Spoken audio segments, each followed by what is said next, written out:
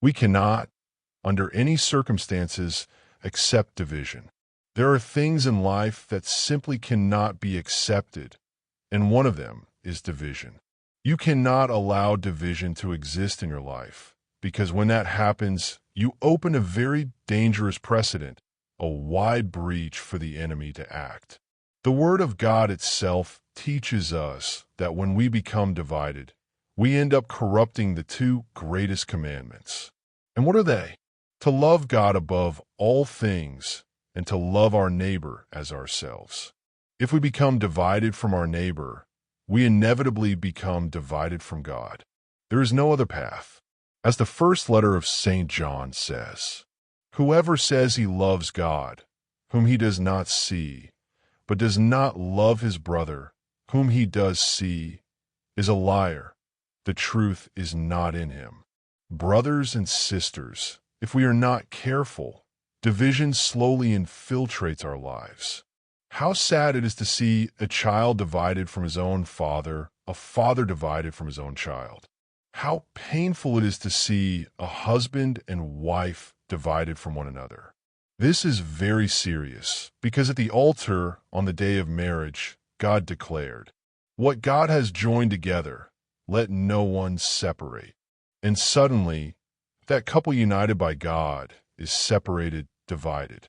A family needs to be united. A united family is strong. Yet how many times families are divided because of gossip, lies, slander, calumny, and so many other sins that open space for division. That is what I want to meditate on with you today. Stay with us until the end of this video. In the name of the Father, and of the Son, and of the Holy Spirit. Amen. The Word of God that we meditate on today is from the first letter to the Corinthians, chapter 1, verses 10 to 13 and verse 17. Brothers and sisters, I urge you, in the name of our Lord Jesus Christ, that all of you be in agreement and that there be no divisions among you. Rather, be united in the same mind and in the same purpose. For it has been reported to me, my brothers and sisters, by members of Chloe's household, that there are quarrels among you. I mean that each of you says, I belong to Paul, or I belong to Apollos, or I belong to Cephas, or I belong to Christ. Is Christ divided?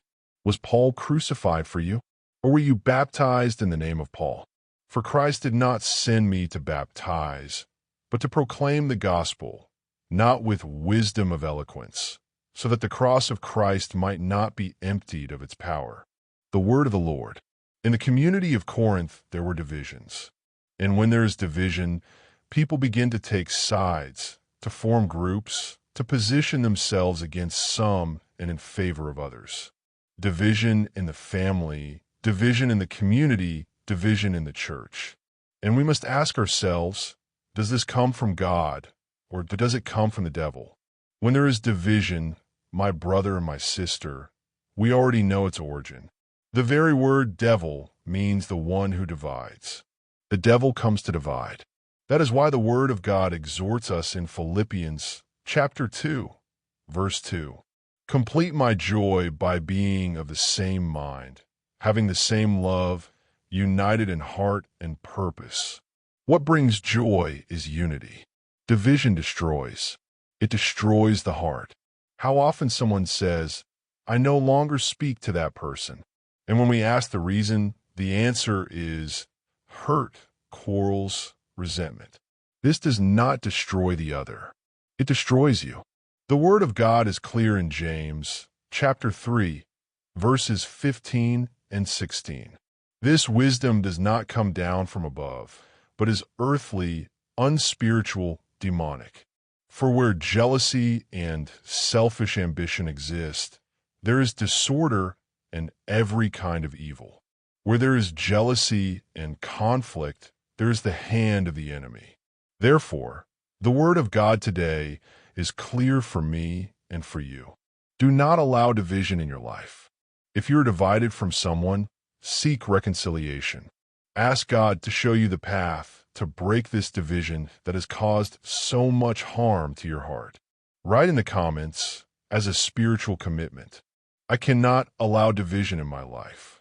May God grant us the grace of unity. Amen.